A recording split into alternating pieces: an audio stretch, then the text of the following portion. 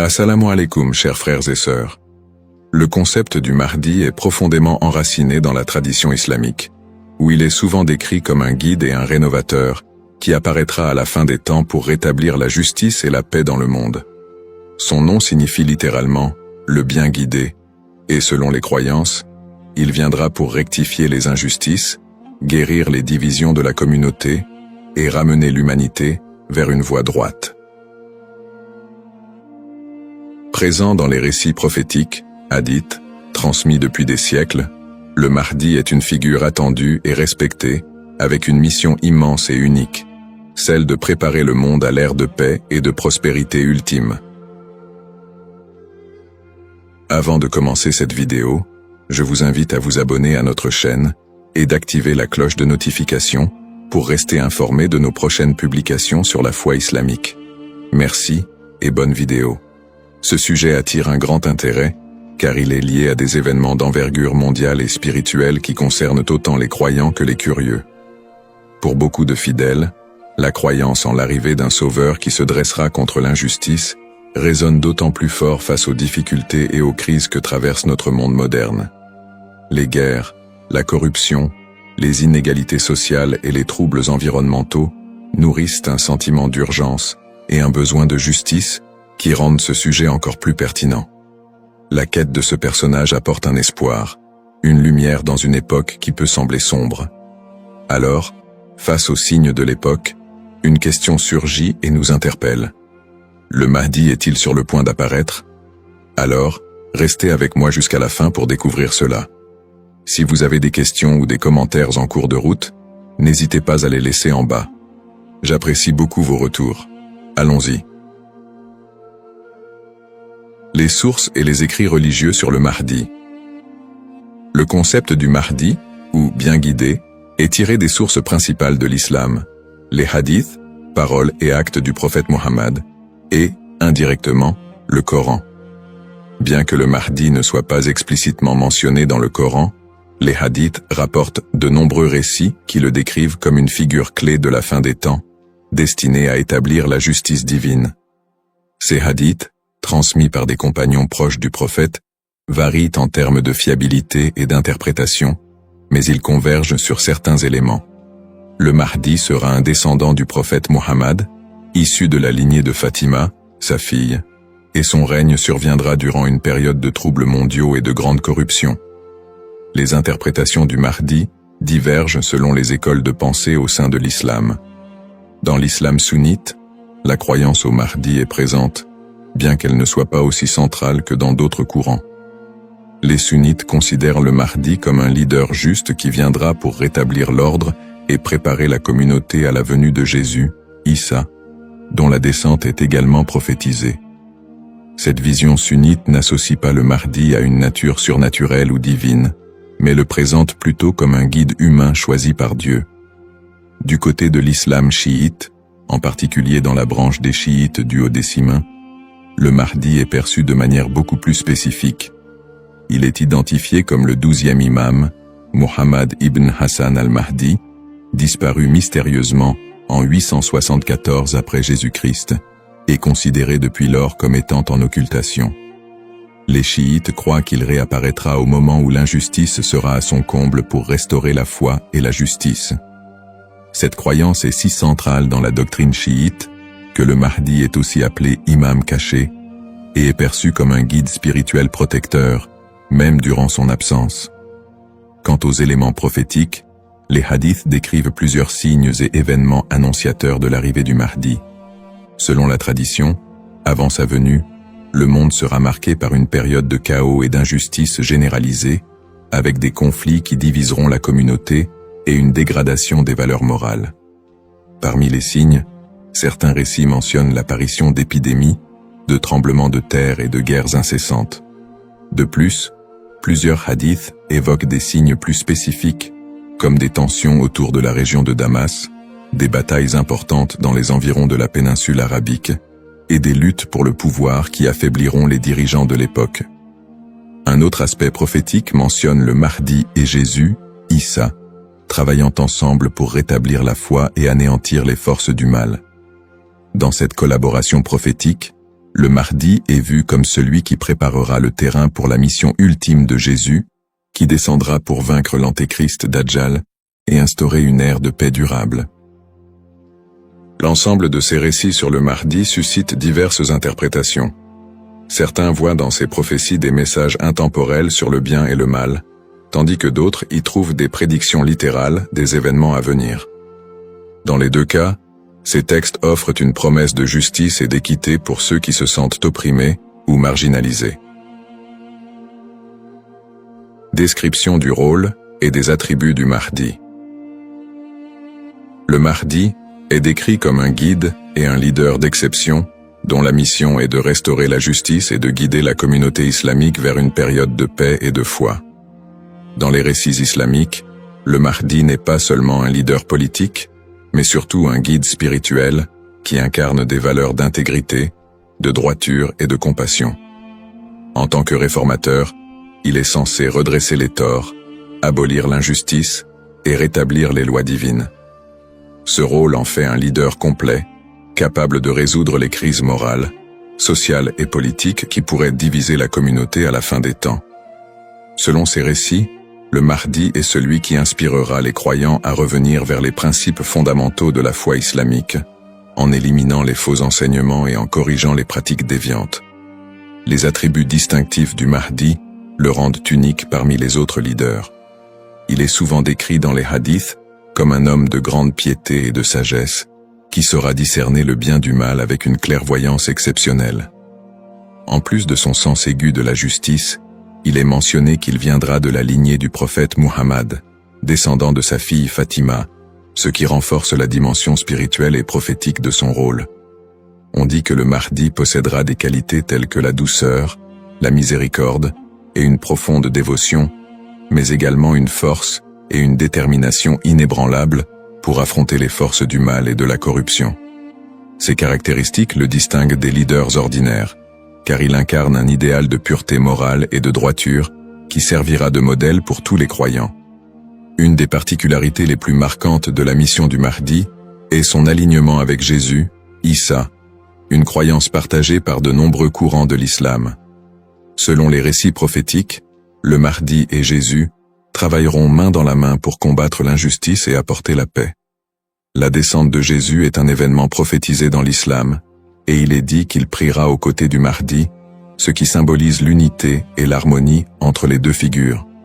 Jésus aurait pour mission de vaincre l'antéchrist, Dajjal, une force du mal redoutable, tandis que le Mahdi préparera le terrain pour cette confrontation ultime et inspirera les croyants à rester fermes dans leur foi. Cette coopération entre le Mahdi et Jésus est perçue comme un moment d'unité divine, transcendant les différences entre les croyants pour établir une ère de paix durable sur terre. Les signes avant l'apparition du Mahdi.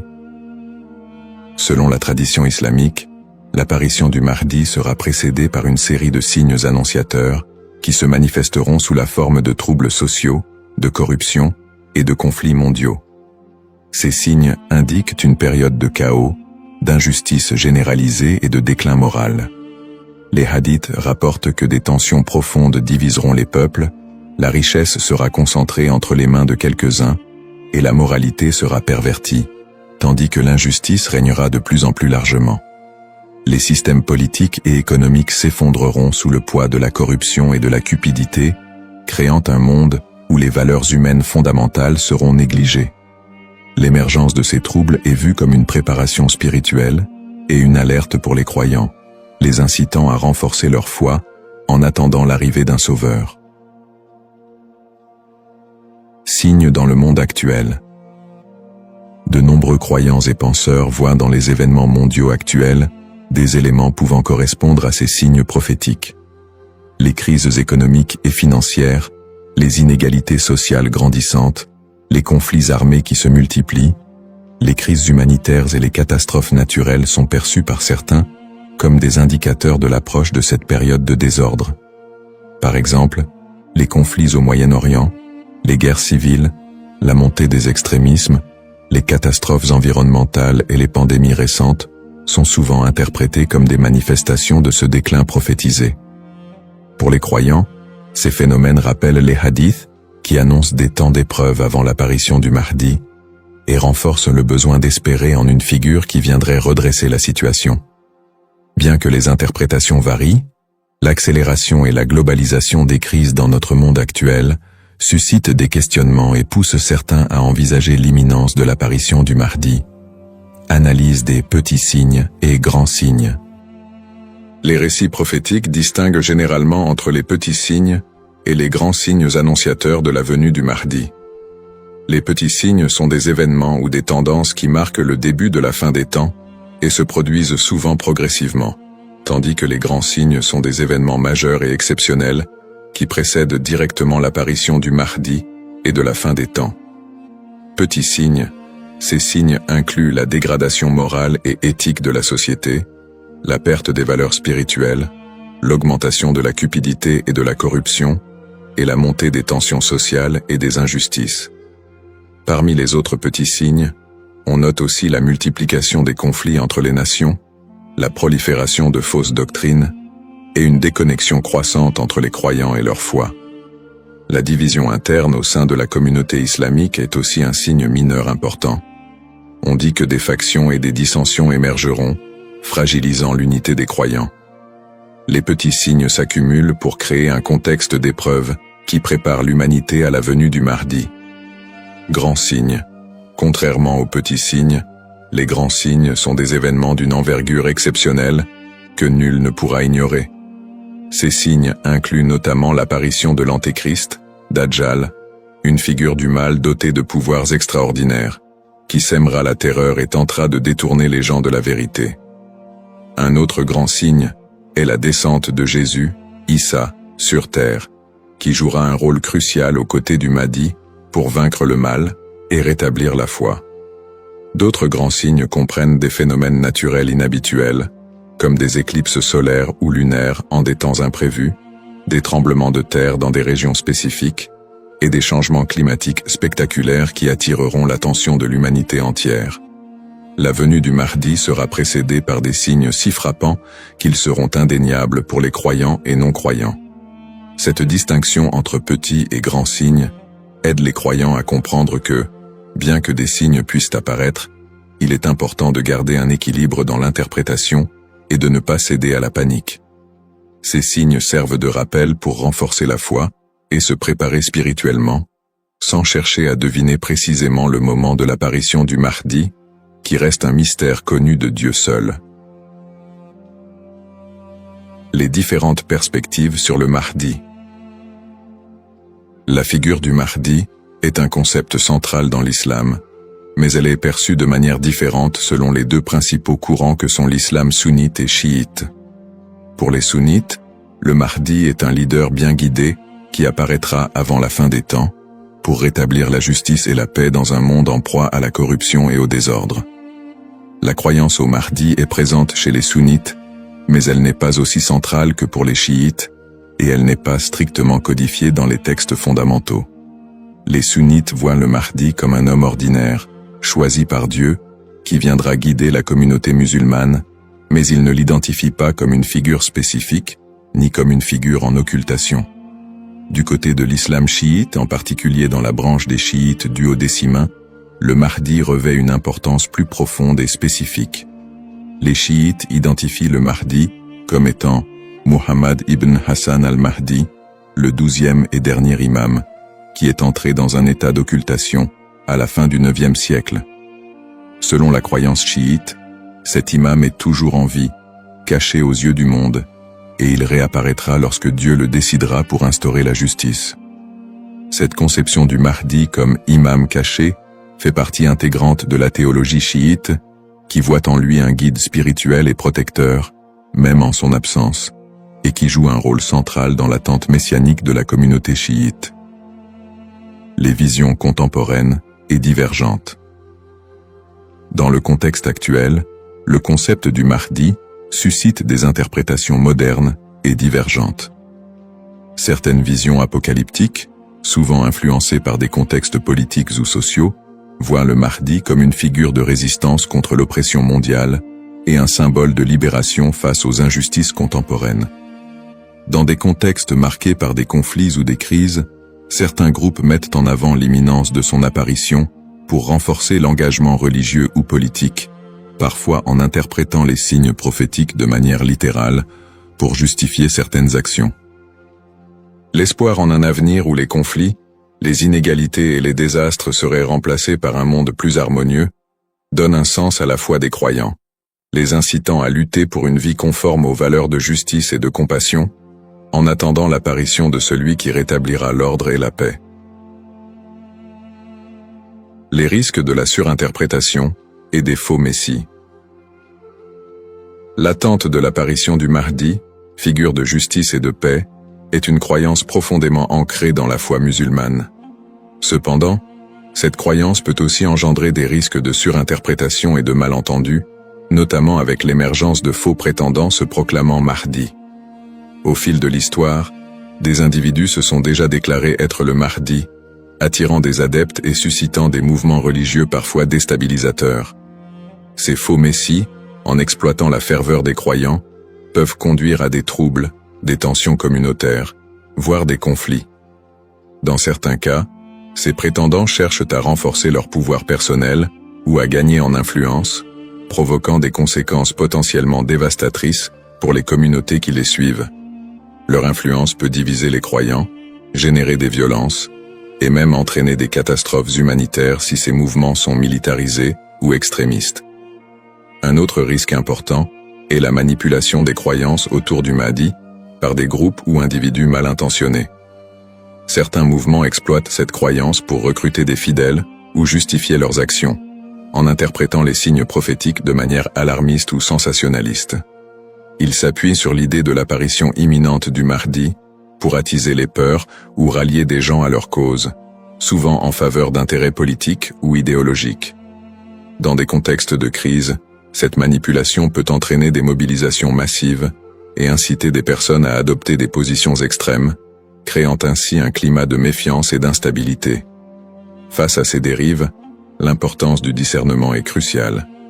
Il est essentiel pour les croyants de faire preuve de prudence et de retenue dans l'interprétation des signes et des prophéties. La tradition islamique recommande de rester vigilant, car seul Dieu connaît le moment précis de l'apparition du Mahdi. En restant ancré dans les principes de justice et de piété, et en s'appuyant sur des sources fiables et la sagesse des érudits, les croyants peuvent éviter de tomber dans le piège de l'illusion et de la manipulation. Garder un esprit critique face aux revendications de certains groupes et individus est essentiel pour préserver l'intégrité de cette croyance. Ainsi, plutôt que de se précipiter dans des interprétations ou de suivre des figures douteuses, il est fondamental de s'attacher aux valeurs essentielles de la foi et de se préparer spirituellement, sans chercher à deviner l'avenir ni à suivre des faux messies. En résumé, le concept du Mahdi, figure centrale dans la tradition islamique, évoque des thèmes puissants de justice, d'espoir et de rédemption face aux crises contemporaines. Nous avons exploré les différentes perspectives sur le Mahdi, notamment les différences entre les courants sunnites et chiites, ainsi que les interprétations modernes qui en découlent. Nous avons également mis en lumière les défis actuels, tels que les injustices sociales et les crises environnementales, qui alimentent le désir d'un leader juste. Cependant, il est crucial de reconnaître les dangers des faux prétendants et de la manipulation de cette croyance, appelant ainsi à un discernement éclairé. En cette ère d'incertitude, il est essentiel de réfléchir à notre propre rôle dans la quête de justice et de paix. Chacun de nous a la capacité d'agir, d'inspirer le changement et de travailler à créer un monde meilleur, même à petite échelle. La question demeure: sommes-nous proches de la venue du Mahdi? Cette interrogation nous engage à réfléchir sur nos croyances et nos actions, et à envisager comment nous pouvons contribuer à un avenir empreint de justice et d'équité. Nous vous encourageons à partager vos réflexions et expériences sur le sujet dans les commentaires ci-dessous. Quelles sont vos pensées sur le Mahdi et son rôle dans notre monde contemporain? N'oubliez pas de vous abonner à notre chaîne pour plus de contenu inspirant et engageant sur des thèmes spirituels et sociaux. Votre voix compte et ensemble, nous pouvons œuvrer pour un monde plus juste. Cependant, D'autres approches modernes se concentrent sur une interprétation plus spirituelle et morale du Mahdi, considérant son apparition comme une métaphore pour inciter les croyants à rétablir la justice dans leur propre vie et à renforcer leur engagement spirituel. Ces visions contemporaines voient la venue du Mahdi non pas comme un événement littéral, mais comme un rappel constant de la nécessité de l'équité, de la bonté et de la piété. Dans cette perspective, le Mahdi représente une lumière spirituelle qui inspire les croyants à lutter contre les injustices, qu'elles soient personnelles, sociales ou morales. Le Mahdi dans le monde non musulman. La figure du Mahdi trouve également des échos dans le monde non musulman, où d'autres cultures et religions partagent le concept d'un sauveur ou d'un messie qui apparaîtra à la fin des temps pour instaurer la paix. Par exemple, dans le christianisme, il existe l'attente de la seconde venue de Jésus-Christ, qui est perçu comme un sauveur destiné à rétablir le royaume de Dieu sur terre. Les similitudes avec l'apparition du Mahdi, notamment en ce qui concerne le rôle de Jésus comme allié, créent des ponts entre les deux traditions et alimentent un intérêt interreligieux autour de la fin des temps. Dans le judaïsme, la croyance en la venue d'un Messie est également présente, avec l'idée qu'il viendra rassembler le peuple d'Israël et instaurer une ère de paix et de justice. Bien que les concepts diffèrent, on retrouve des thèmes similaires d'attente, de restauration et de paix qui rappellent le rôle du Mahdi dans l'islam. Ces parallèles entre les croyances de diverses religions montrent l'universalité du désir d'un redresseur ou d'un guide qui puisse apporter un équilibre face au désordre du monde. Cette notion d'un messie ou d'un sauveur transcende les frontières religieuses et offre une perspective plus large sur l'espoir universel de paix et de justice. En somme, bien que le Mahdi soit une figure principalement islamique, les similitudes entre les concepts de sauveur dans différentes cultures et religions révèlent un besoin humain universel d'espérer en un futur meilleur et en la venue d'une figure capable de rassembler et de rétablir l'équilibre dans un monde souvent divisé et tumultueux. Les défis contemporains et le besoin de justice. Les crises et injustices actuelles révèlent des défis mondiaux qui semblent plus pressants que jamais, et beaucoup ressentent le besoin d'un leader capable de restaurer l'équité. Les inégalités économiques se creusent, avec une grande partie de la richesse mondiale concentrée entre les mains de quelques-uns, laissant de vastes populations dans la pauvreté. Cette fracture sociale amplifie le sentiment d'injustice, nourri par des systèmes économiques et politiques qui peinent à répondre aux besoins des plus vulnérables. Parallèlement, les conflits armés et les guerres persistent dans plusieurs régions du monde, notamment au Moyen-Orient, en Afrique et en Asie, déchirant des communautés entières et causant des crises humanitaires majeures. Ces conflits sont souvent alimentés par des intérêts politiques, ethniques ou économiques, aggravant la souffrance des populations civiles. Dans ce contexte, l'absence de solutions pacifiques et durables renforce l'impression d'une profonde injustice et crée un climat de désespoir. Le réchauffement climatique et ses effets sont un autre défi majeur de notre époque. Les catastrophes naturelles, de plus en plus fréquentes et destructrices, frappent souvent les populations les plus défavorisées, mettant en évidence l'injustice écologique à l'échelle mondiale. La déforestation, la pollution et l'exploitation des ressources naturelles entraînent des conséquences irréversibles pour la planète, affectant les générations présentes et futures. Ces problèmes illustrent une urgence collective, qui rappelle combien il est difficile de trouver des solutions justes et équitables dans un monde souvent dominé par des intérêts individuels. Face à ces crises, la croyance en l'arrivée d'une figure de justice, comme le Mahdi, apporte espoir et inspiration pour de nombreux croyants.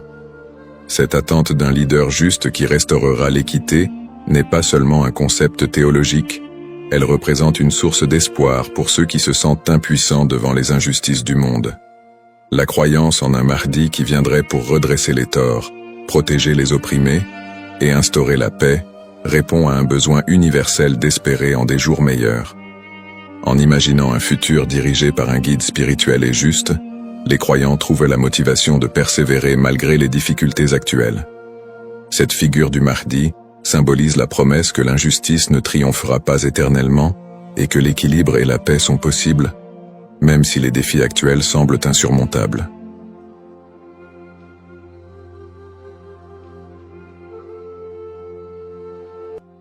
Assalamu alaikum, chers frères et sœurs. Le peuple maudit de Israël. Une phrase qui semble résonner avec un mystère profond, une notion qui pourrait dérouter ou susciter la curiosité. Pourquoi parler de malédiction, alors que l'histoire d'Israël est généralement associée à celle d'un peuple élu par Dieu? Pourtant, au fil des siècles, des textes anciens aux événements historiques récents, l'idée que le peuple d'Israël aurait pu être maudit a traversé les cultures, les religions et les esprits. Il est crucial de comprendre que ce sujet va bien au-delà des simples récits bibliques. Il s'ancre dans une histoire complexe, où la théologie, les prophéties et les malheurs historiques sont intimement liés. Cette notion de malédiction trouve son écho dans les croyances populaires, mais aussi dans des interprétations religieuses et culturelles, parfois mal comprises. Pourquoi ce sujet mérite-t-il notre attention aujourd'hui? Parce que ce n'est pas simplement un concept historique, mais une idée qui a façonné la perception mondiale d'un peuple tout au long des âges. Pour bien saisir la portée de cette notion, il est indispensable de remonter aux sources historiques et religieuses, de comprendre le contexte dans lequel ces croyances ont émergé et de démêler les faits des mythes. Le terme de peuple maudit a souvent été utilisé dans divers contextes pour parler du peuple d'Israël, mais que signifie-t-il réellement? Dans la Bible, en particulier dans l'Ancien Testament, les relations entre le peuple hébreu et Dieu sont parfois marquées par des promesses de bénédiction, mais aussi des avertissements de malédiction en cas de désobéissance. Dans le livre du Deutéronome, par exemple, Dieu promet des bénédictions à Israël s'ils obéissent à ses commandements, mais il y a également des malédictions redoutables s'ils s'en écartent. Parmi ces malédictions, on trouve des prophéties qui parlent d'exil, de souffrance et de dispersion à travers le monde. Ces passages ont alimenté des siècles d'interprétations théologiques, renforçant l'idée que certaines périodes de souffrance du peuple juif pourraient être vues comme des châtiments divins. Au-delà de la Bible, l'histoire du peuple d'Israël, marquée par les conquêtes, les destructions, l'exil et les persécutions, a renforcé cette image d'un peuple qui porte un poids historique lourd. Depuis la destruction du premier et du second temple de Jérusalem, en passant par les diasporas forcées, jusqu'aux tragédies plus récentes comme la Shoah, beaucoup ont vu dans ces événements des échos de ces anciennes malédictions bibliques. Mais ces interprétations ne sont pas uniquement religieuses. Elles se sont parfois transformées en idéologie politique et sociale. La perception négative et les stéréotypes autour du peuple juif au cours de l'histoire ont souvent renforcé cette idée de malédiction, parfois utilisée pour justifier des discriminations et des persécutions. La notion de peuple maudit a ainsi été instrumentalisée à travers les siècles. Avant de commencer cette vidéo, n'oubliez pas de liker cette vidéo, car cela nous donne beaucoup de force pour continuer à partager du contenu bénéfique. Et je vous invite à vous abonner à notre chaîne et d'activer la cloche de notification pour rester informé de nos prochaines publications sur la foi islamique. Merci et bonne vidéo. L'objectif de cette vidéo est d'analyser et de comprendre cette idée complexe et souvent mal interprétée de peuple maudit. Quelles en sont les racines historiques, religieuses et sociales? Comment a-t-elle évolué au fil du temps et pourquoi est-elle encore parfois utilisée pour expliquer des événements tragiques dans l'histoire du peuple juif? Alors, restez avec moi jusqu'à la fin pour découvrir cela. Si vous avez des questions ou des commentaires en cours de route, n'hésitez pas à les laisser en bas. J'apprécie beaucoup vos retours. Allons-y. Au cours de cette vidéo, nous allons explorer les textes religieux qui évoquent cette malédiction, en particulier la Bible et d'autres écrits anciens. Revisiter les grandes étapes de l'histoire d'Israël, de l'époque biblique jusqu'à nos jours, pour comprendre comment ces événements ont pu renforcer cette idée dans les esprits. Discuter des interprétations théologiques de ces malédictions et comment elles ont été perçues par différentes religions et cultures à travers le monde. Démystifier cette notion en explorant les aspects symboliques et les récupérations idéologiques qui ont façonné cette image négative. Cette exploration vous permettra de comprendre les tenants et aboutissants de cette idée profondément enracinée dans l'histoire de l'humanité. Il est important de ne pas se laisser emporter par des idées simplistes, mais de creuser la profondeur de ce concept pour en dégager des vérités historiques et spirituelles. Origine d'Israël. L'histoire du peuple israélite débute avec les récits bibliques de la Genèse, où Dieu promet à Abraham, un patriarche hébreu, qu'il deviendra le père d'une grande nation. Cette promesse divine est le point de départ de la formation du peuple d'Israël. Selon la tradition, Abraham, Isaac, son fils, et Jacob, son petit-fils, sont les ancêtres directs de ce peuple, souvent appelés les patriarches. Jacob, après avoir lutté avec un ange, reçoit de Dieu un nouveau nom, Israël, et ses descendants sont appelés les Israélites. Le livre de l'Exode raconte l'histoire de la libération du peuple hébreu de l'esclavage en Égypte sous la direction de Moïse. C'est un moment fondamental dans l'histoire d'Israël, où Dieu scelle une alliance avec les Israélites au mont Sinaï. Dieu y remet les 10 commandements à Moïse, posant ainsi les bases des lois morales et religieuses qui guideront le peuple élu. Cette alliance est une promesse de protection divine en échange de l'obéissance aux lois de Dieu. À partir de là, Israël se constitue progressivement en nation, après la conquête de la terre promise sous Josué. Cette période est marquée par des hauts et des bas, alors que les Israélites tentent de rester fidèles à leur alliance avec Dieu. Toutefois, au fil des siècles, leur histoire est ponctuée d'infidélités religieuses, de guerres et de conquêtes par d'autres puissances, ce qui engendrera l'accomplissement de certaines prophéties de malédiction. Les prophéties et les malédictions. Dans l'Ancien Testament, en particulier dans le Deutéronome, Dieu fait à Israël des promesses de bénédiction conditionnelles à leur fidélité, mais également des avertissements de malédiction en cas de désobéissance. Le chapitre 28 du Deutéronome est l'un des textes clés qui évoquent les conséquences potentielles de l'infidélité. Dieu promet prospérité et paix si le peuple respecte ses commandements, mais des malédictions terribles en cas de rébellion. Les malédictions incluent des catastrophes naturelles, des défaites militaires, des maladies, et finalement, l'exil et la dispersion parmi les nations étrangères. Parmi les prophètes qui ont développé cette idée de malédiction, Ézéchiel et Jérémie sont 2 figures centrales. Ézéchiel, actif pendant l'exil babylonien, insiste sur le lien entre l'exil du peuple et leur transgression. Il prophétise que la destruction de Jérusalem et l'exil sont des punitions divines pour l'injustice sociale, l'idolâtrie et l'infidélité religieuse du peuple. Toutefois, il apporte aussi un message d'espoir. Après le châtiment, un retour et une restauration sont possibles si le peuple se repent. Jérémie, qui vécut également durant la chute de Jérusalem en 586 avant Jésus-Christ, avertit constamment le peuple des malheurs à venir s'il ne se détourne pas de l'idolâtrie et des injustices. Il prophétise la destruction imminente du temple de Jérusalem et l'exil des Judéens en Babylonie. Dans Jérémie 25, il annonce que cette période d'exil durera 70 ans, après quoi Dieu permettra leur retour. Ces prophéties sont souvent vues comme des annonces de malédiction qui pèsent sur Israël en raison de son infidélité à l'alliance.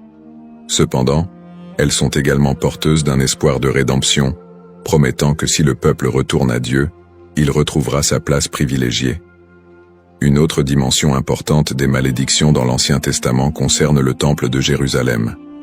La destruction du premier temple par les Babyloniens en 586 avant Jésus-Christ, puis la destruction du second temple par les Romains en 70 après Jésus-Christ, sont vus comme des châtiments pour la désobéissance du peuple.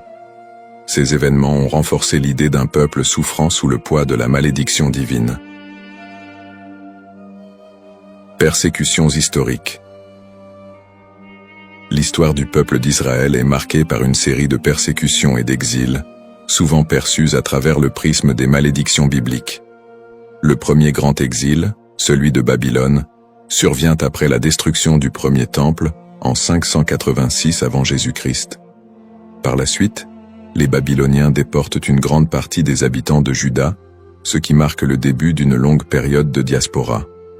Après un retour partiel en terre d'Israël et la reconstruction du temple, les siècles suivants ne sont pas exempts de nouvelles épreuves. La période hellénistique, marquée par les conquêtes d'Alexandre le Grand, puis la domination romaine, amène son lot de tensions religieuses et politiques.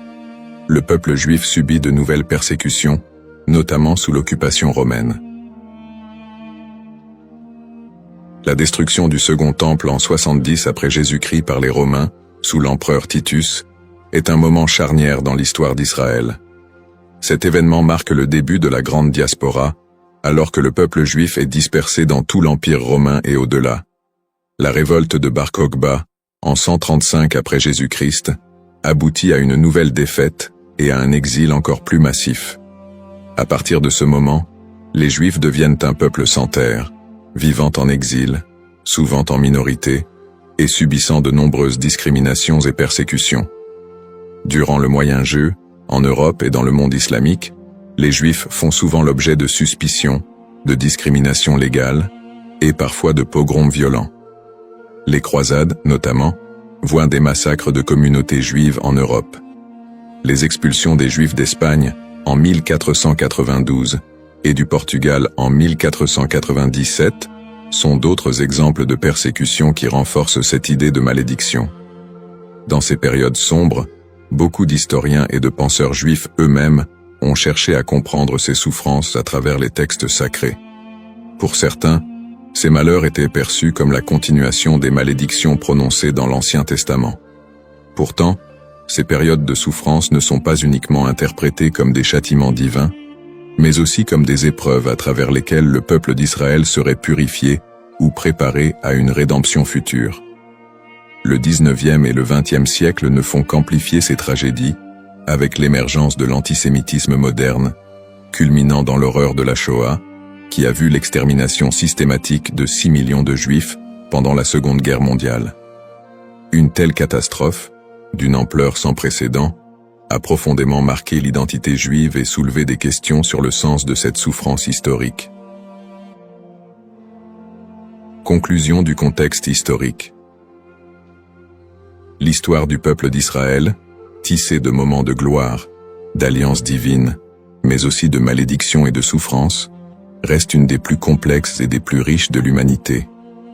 Les prophéties bibliques de malédiction, les exils répétés, les destructions de lieux sacrés et les persécutions à travers les siècles ont façonné la perception du peuple juif, tant de leur propre point de vue que de celui des autres nations. Le concept de peuple maudit, les bases théologiques, l'idée de malédiction dans les textes religieux, en particulier dans la tradition judéo-chrétienne, est un concept riche et complexe. Les malédictions sont souvent prononcées par Dieu en réponse à l'infidélité ou à l'injustice du peuple. Dans la Bible, notamment dans le livre du Deutéronome, Dieu promet des bénédictions à Israël pour leur obéissance, mais aussi des malédictions en cas de désobéissance. Ces malédictions incluent des souffrances, des exils et d'autres calamités, illustrant le caractère conditionnel de l'alliance entre Dieu et son peuple. La distinction entre malédiction divine et humaine est essentielle. Les malédictions divines, souvent exprimées par des prophètes, sont vues comme des conséquences directes de l'action humaine contre les commandements divins. En revanche, les malédictions humaines peuvent découler de superstitions, de croyances populaires ou d'anathèmes lancés par des individus ou des groupes en réponse à des actes perçus comme immoraux. Cette différence met en lumière le rôle de la responsabilité humaine dans la réception de ces malédictions. Les prophètes, tels qu'Ézéchiel et Jérémie, jouent un rôle crucial dans la communication de ces malédictions. Leur message souligne que ces châtiments ne sont pas simplement des expressions de colère divine, mais des appels à la repentance et à la restauration.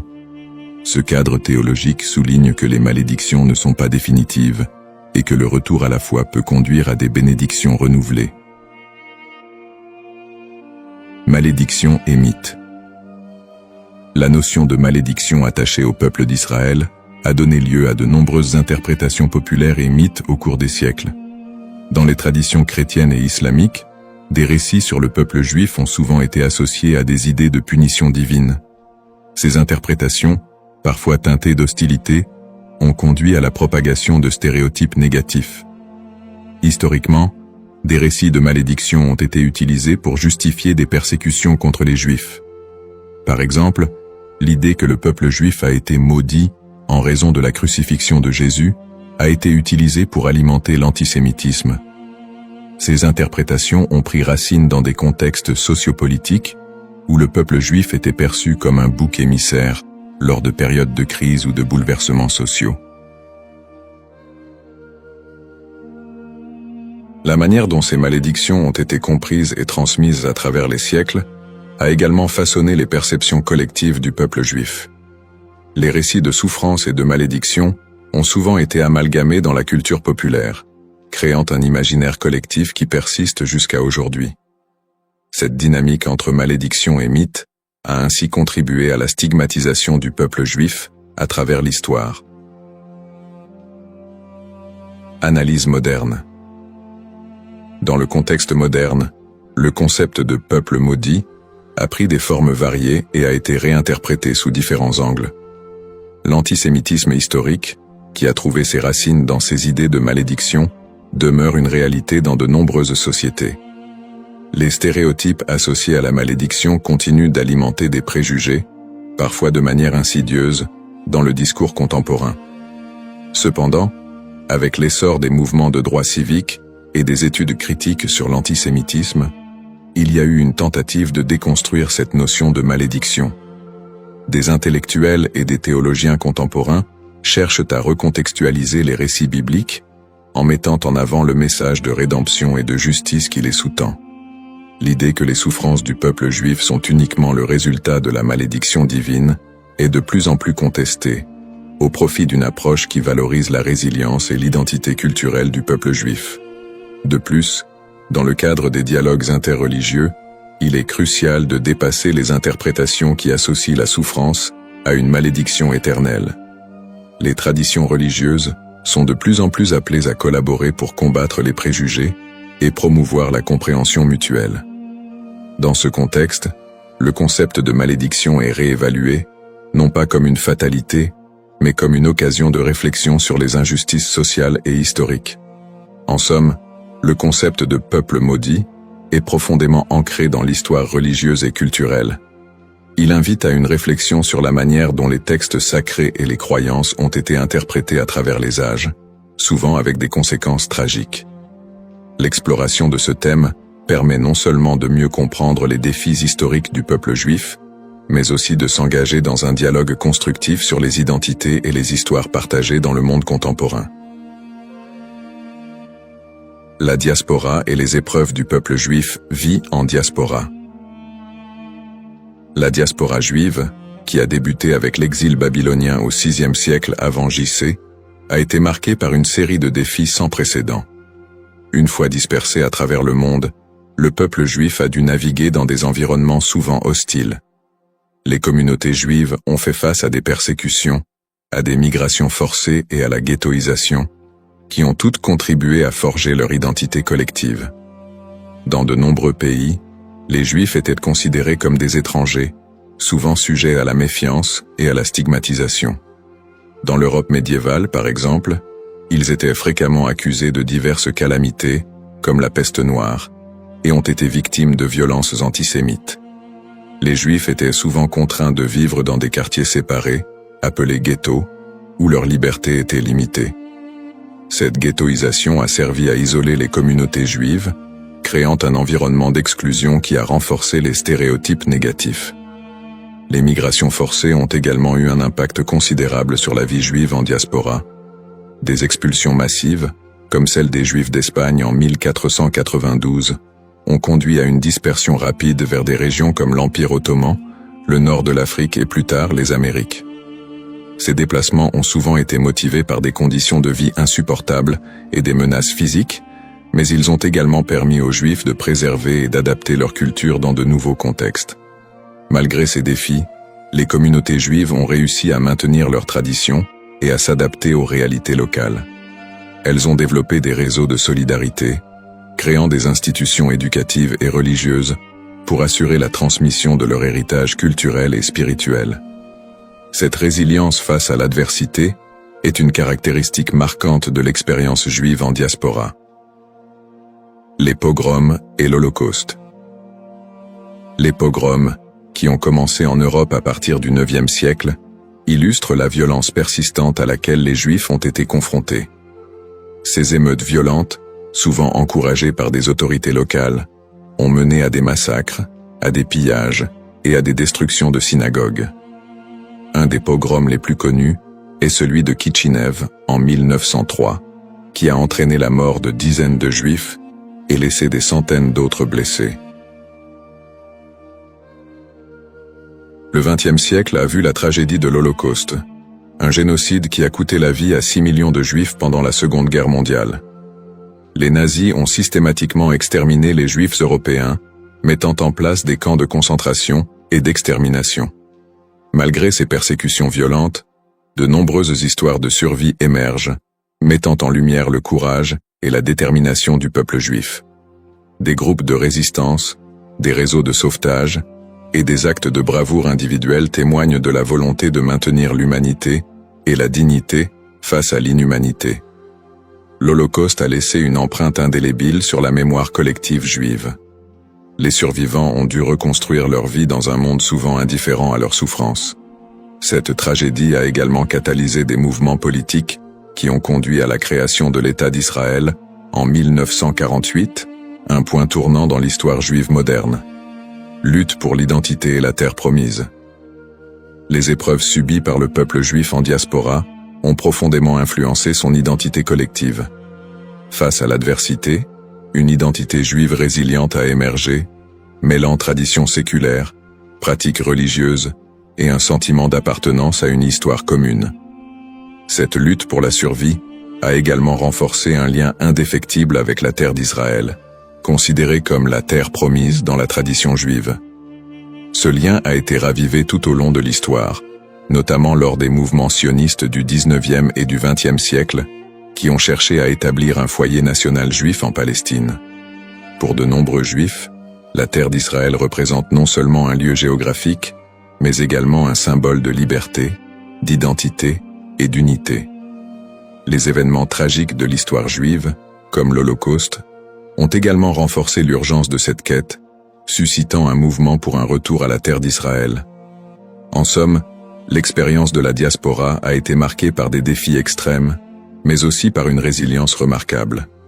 Les persécutions, les pogroms et l'Holocauste ont non seulement laissé des cicatrices, mais ont également façonné une identité juive forte, ancrée dans une histoire partagée et un attachement profond à la terre d'Israël.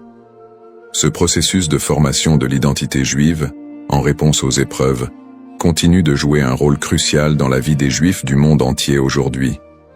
Le retour en Israël et l'État moderne, sionisme et création de l'État d'Israël. Le mouvement sioniste, qui a émergé à la fin du XIXe siècle, constitue un tournant majeur dans l'histoire juive moderne.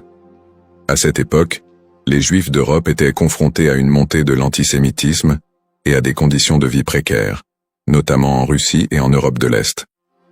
Ces difficultés ont suscité un besoin pressant d'un foyer national. Theodor Herzl, considéré comme le père du sionisme politique, a articulé cette aspiration dans son livre L'État juif, 1996, où il propose la création d'un État juif en Palestine comme réponse à l'antisémitisme rampant. Le sionisme a pris plusieurs formes, allant du sionisme politique de Herzl à des visions plus socialistes et culturelles, comme celles de figures comme David Ben-Gourion et Ahad Ha'am. Le premier congrès sioniste a eu lieu à Bâle en 1897, où les participants ont décidé de promouvoir l'établissement d'un foyer national juif en Palestine par des moyens diplomatiques et légaux. À la suite de la déclaration Balfour de 1917, dans laquelle le gouvernement britannique a exprimé son soutien à l'établissement d'un foyer national juif en Palestine, le mouvement sioniste a gagné en légitimité. Cependant, la réalité sur le terrain était complexe. La Palestine était alors habitée par une majorité arabe qui a vu l'immigration juive comme une menace pour ses droits et ses terres.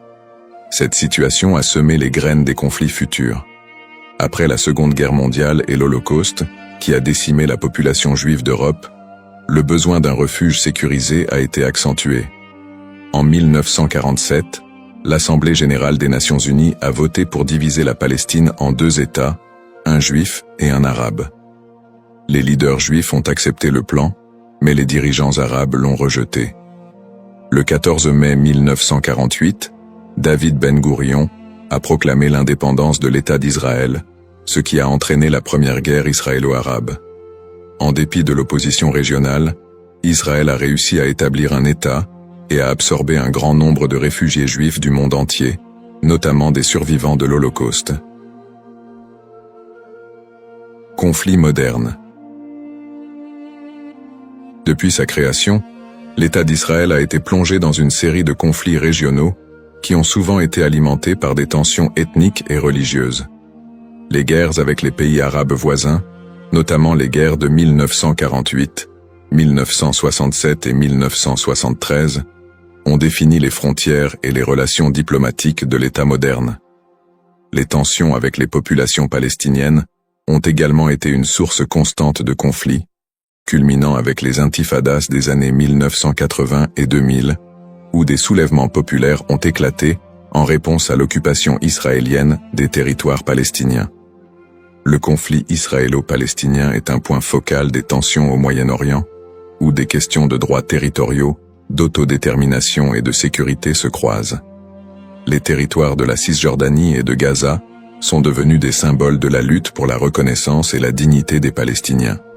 Les colonies israéliennes en Cisjordanie et les conditions de vie à Gaza ont engendré des critiques internationales et des tensions croissantes. Sur le plan religieux, les sites sacrés tels que Jérusalem revêtent une signification particulière pour les Juifs, les chrétiens et les musulmans, exacerbant les conflits. L'accès aux lieux saints est souvent un point de discorde, avec des épisodes de violence autour du mont du Temple et du dôme du Rocher. Peut-on encore parler d'un peuple maudit aujourd'hui? La question de savoir si l'on peut encore parler d'un peuple maudit aujourd'hui mérite d'être examinée sous différents angles. D'une part, le peuple juif a par moments été perçu comme victime d'une malédiction, surtout dans le contexte des souffrances historiques, des persécutions et de l'Holocauste. Cette perception s'est parfois traduite par des stéréotypes négatifs et un antisémitisme durable qui persistent encore dans certaines sociétés contemporaines. D'autre part, l'idée de peuple maudit ne rend pas pleinement compte de la résilience, de l'innovation et des contributions culturelles des Juifs à la société mondiale. Après des siècles de persécution, les Juifs ont réussi à établir un État souverain, à revitaliser leur culture et à jouer un rôle significatif dans divers domaines tels que la science, l'art et la politique. Cette renaissance culturelle et nationale contredit l'idée d'une malédiction éternelle. Aujourd'hui, beaucoup de Juifs se définissent non pas par leurs souffrances passées, mais par leur identité culturelle et leur engagement envers des valeurs de justice, de paix et de coexistence. L'État d'Israël, bien qu'encore confronté à des défis internes et externes, est un symbole de survie et de détermination pour de nombreux Juifs dans le monde. Ainsi, plutôt que de voir le peuple juif à travers le prisme d'une malédiction, il est plus approprié de reconnaître la complexité de son histoire, marquée par des luttes et des triomphes, et d'appréhender la diaspora juive comme une histoire d'espoir, de résilience et de quête d'identité. Dans cette exploration du thème du peuple maudit d'Israël, nous avons retracé l'histoire complexe des Juifs, de leurs origines dans l'Antiquité à leur établissement moderne en tant qu'État souverain. Nous avons examiné le contexte historique et religieux, en soulignant les épreuves de la diaspora, les persécutions et les tragédies comme les pogroms et l'Holocauste. En analysant le concept de malédiction, nous avons également vu comment il a été utilisé pour justifier des stéréotypes et des violences à l'encontre des Juifs au fil des siècles. Nous avons ensuite discuté du mouvement sioniste qui a mené à la création de l'État d'Israël en 1948, ainsi que des conflits régionaux qui en ont découlé, notamment avec les populations palestiniennes. Ces tensions, alimentées par des enjeux historiques, ethniques et religieux, continuent de façonner la réalité actuelle du pays. En réfléchissant à l'évolution du terme « maudit », il est crucial de reconnaître qu'il a souvent été employé de manière péjorative pour désigner le peuple juif et justifier des injustices. Cependant, au fil du temps, cette notion a été déconstruite. De nos jours, parler de peuple maudit ne rend plus compte de la diversité et de la résilience des communautés juives. Au contraire, il est essentiel de voir le peuple juif comme porteur d'une riche culture, d'une identité dynamique et d'une volonté indéfectible de vivre et de prospérer, malgré les défis historiques. Pour conclure, j'invite chacun d'entre vous à approfondir ce sujet fascinant et complexe. Prenez le temps d'explorer les multiples facettes de l'histoire juive, d'écouter des voix variées et de réévaluer vos propres perceptions sur le peuple juif et son héritage. En favorisant la compréhension et l'empathie, nous pouvons tous contribuer à un dialogue constructif qui transcende les stéréotypes et promeut la paix et la coexistence. Le parcours historique du peuple juif est une leçon pour tous sur la résilience, l'identité et la quête de justice,